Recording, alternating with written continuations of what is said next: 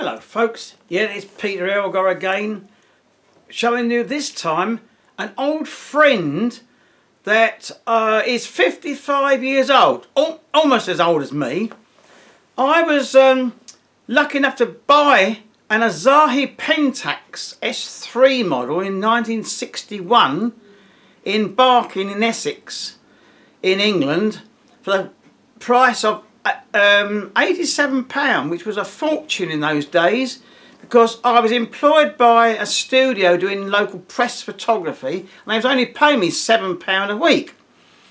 But I had a Zeiss Contax Mark III I bought in Germany for £38 in Berlin, and when I started doing press photography I was always cutting off the heads of VIP like the mayor and stuff, because the viewfinder was so small. So one day the partner of the studios, called Clive Simpson, he'd been in the RAF in Singapore. He brought home this weird sounding camera that nobody had ever heard of, called an Asahi Pentax. What a weird name. And it had a funny sounding lens on it called an Auto Takuma. We never heard of such cameras. We'd only known Zeiss, Lights, Elmars and Zeiss Tessars and Contax and Leica cameras and 5x4 plate camera. We never heard of a Asahi Pentax. But it was a single lens reflex, and it had a pentaprism, and he didn't cut any heads off with it.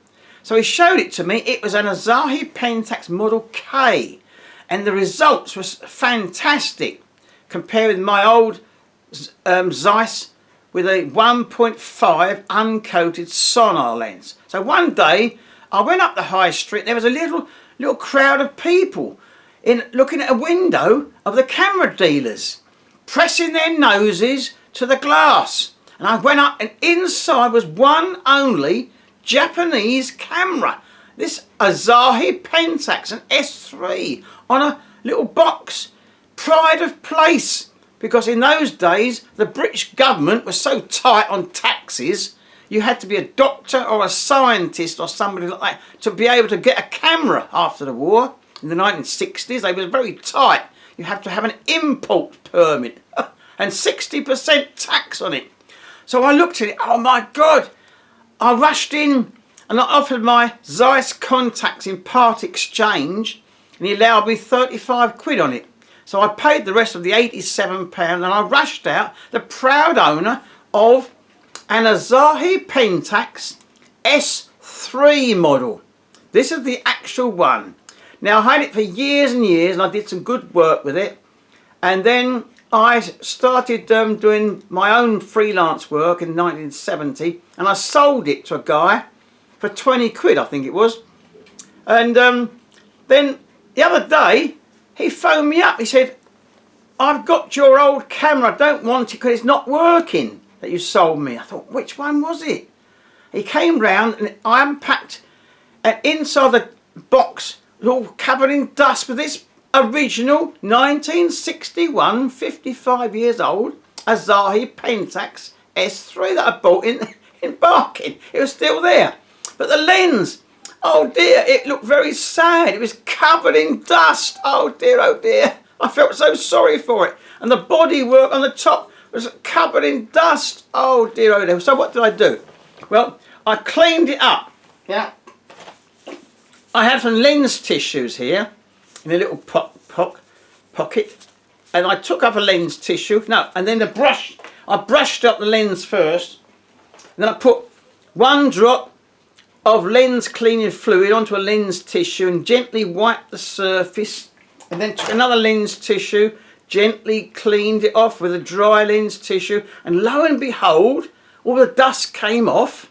And when I unscrewed the back of it, it was in good condition still, and you can see through the lens it wasn't damaged at all. From 55 years, I couldn't believe it. It's in good condition. So I thought, oh dear, what else can I do?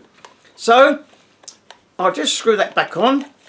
I took a cotton bud. Now for you Americans, I'll translate, it's a Q-tip. But over here, we call them cotton buds. I'll find one.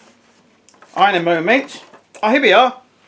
Cotton bud. That's not Q-tip. That's a cotton bud. I cleaned it all round here with some moistened cotton bud and underneath. And then I had bought, for the price of £9 from Amazon, and a set of JIS, which are Japan Industry Standard screwdrivers. And I've laid out £9 odd for them. Here they arrived in a little box all the way from Tokyo to Brentwood in Essex, and they are the right type for taking cameras to bits, especially the Japanese cameras. So I found this one, which is a sharp blade, and I undone the base plate. Now, this is what it looks like inside. Here we are. There's all the little cogs and things. I undone the base plate with 4 screws, and it's already undone to save time because the screws are so small. If I drop them, I'll never find them again. So they're safe in the dish. So what did I do? Well, I didn't do anything at the moment until I had lubricated that base plate, all the little cogs. Now, I've got some sewing machine oil here in this little squirty bottle. Now, when you lubricate cameras, you don't go and squirt loads of flipping oil into your camera. You don't squirt. That's far too much. You put 1 drop into a dish, one of my old developing dishes here, and then you pick up some on a child's paintbrush. Here we are, child's paintbrush from my old painting set. Pick up a tiny little amount, or you can pick up some on a pin, and then you very gently, with a minute amount of that sewing machine oil, you're getting brush over into all the little cogs and levers with a minute amount of oil. Of course, the Japanese people, they don't take ages doing that in the factory. They want to get their cameras out to sell as quickly as possible. So they don't take much time. So they don't put a great deal of lubrication on it. And you're not supposed to anyway. But the minute amount of oil in these little cogs, and then I thought, oh, I'll wind it on, see what happens. So I wound it on, and I pressed the shutter, and lo and behold, it all worked. I couldn't believe it. It's all working. There we are, you can see the little things moving. I couldn't believe it. Now, I found on the top, there's the shutter speeds. So I set it to a long speed, and it wasn't going. The long speeds weren't working. I thought, what can I do? So I set it to time exposure and brief time exposure, and I wound it on. I've done a brief time exposure. Well, that was on 1 second on it. Brief time exposure like this. And then I put on time, and I had a look inside the mirror box. And then when I had fired it a couple of times on brief, I tried the slower speeds, the 1 second. And suddenly, the slow speeds are working. I couldn't believe it. That's a half. That's a 1/8 of a second now. My 15th of a second. It's all going. And then I put it on a fast speed. 2/50th of a second. The old camera, lo and behold, has sprung into life again. I couldn't believe it by gently lubricating all the things. Now, in the base plate here, there's, I think there's somewhere, oh, I think it's here. I'm not a camera repair technician, but I think there is the little things where the shutter blinds are attached. So you don't go pouring oil down there. You don't want to get any oil on your shutter blinds where it's wound up. But these little cogs and the moving levers, especially over this side, tiny amount of oil, and the rewind button was stuck in, but that pops out now. And then I did a tiny little bit of oil on the crank here. Tiny little bit of oil around there, brushed that on the rewind crank. Then I had a look inside, and opened up the camera back. Now all the light seals had all gone rotten. I'm showing. Yeah. Right, service has resumed. I ran out of card, so we've had to restart. I was showing the rotten light seals in the base plate here, in the back rather, and I've renewed them with a sheet of foam which I got for 80p from a craft shop in Romford, and I slice off a minute strip with a rotary trimmer which I bought at the Camera Club auction for the price of £1. This is made in Poland, this, and you stick your foam underneath and you can slice off a minute amount with that, and with the aid of a toothpick, having cleaned out all the old dusty broken down stuff which was 55 years old, which was the light seal gone rotten, you clean it all out with the famous Q-tip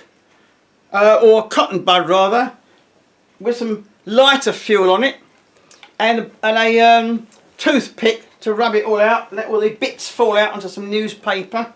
You can clean all the back up, and I've renewed it all, and it's all nice and light tight again.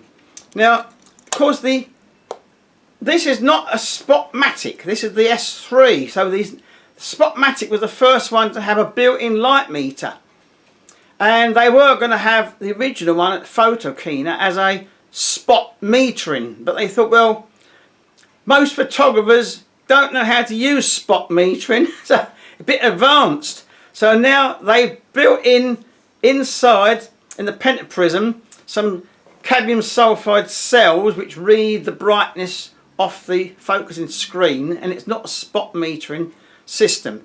But this one has no meter, so you either guess, or as I do, I do guess as well. I use my Western exposure meter here. This is 1960s. That is a Western Master 3. You can see how to use a Western meter on my channel. If you look down, you'll find the use of the Western meter. I was given this as well by a gent who gave me my Spotmatic F. I use that. Now, if I'm using Fuji Acros, which is 100 ASA, on here I set it to 80 because these are the old Western speeds. And today I've been out and got some perfectly exposed negatives, and I thought, does the shutter work at all speeds accurately? Because I thought, well, what about the thousandth of a second? Does that work? It sounds like it's working, but on some of these old cameras you get what is known as shutter capping, and you get a little bit at the side which is black on your negative. It hasn't been exposed, but I've just developed the film and it's perfect. The 1000th is working, and the 500th, I think they are running a bit slow. So when I meter it for 500th, I call it a 400th. So I put it to the aperture that 1/400th tells me, and it comes out perfectly exposed, and all the slow speeds are working. So there we are. That's the S3. Here's the mark. If I can show there, S3 Pentax. I've also found in my files a couple of actual photographs taken with it from years ago. I haven't got many because 55 years of stuff being dumped. But here I've got one. There's a portrait of a Sudanese guy I did with tungsten light with a 135 lens on my S3. That was on FP4 film in FX18 formula, which I mixed up myself. Then here's one done at Barking Photographic Society on a practical night. That was on Kodak Tri-X, developed one in Pro Micro, the original Pro Micro powder, 1+2 for 15 minutes, as proposed by the famous, now deceased Ron Spillman, very famous writer on all photographic magazines in England, and he reckoned that you dilute per micro and you get wonderful results. Well, 15 minutes was slightly short, I found, but anyway, I took his word. That was done at 15 minutes, and it's with a 105mm, or not? Yes, an auto. It was a preset tachyometer I had. That's right.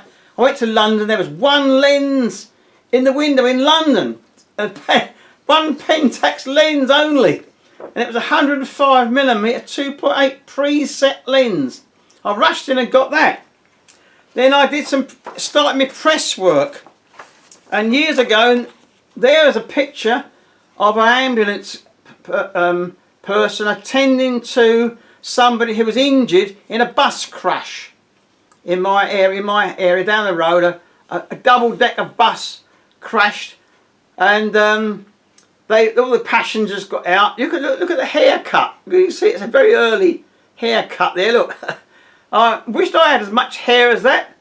I'm gradually losing all mine, but at least I'm still going, and it is the interest in my old cameras that's keeping me going, so my oncologist says. So here we are, the famous Asahi Pentax S3, an old friend from 1961, again in use. Thanks for watching, and I hope you're going to look at some more of my videos, because you'll find them quite interesting, I'm sure. Cheerio for now.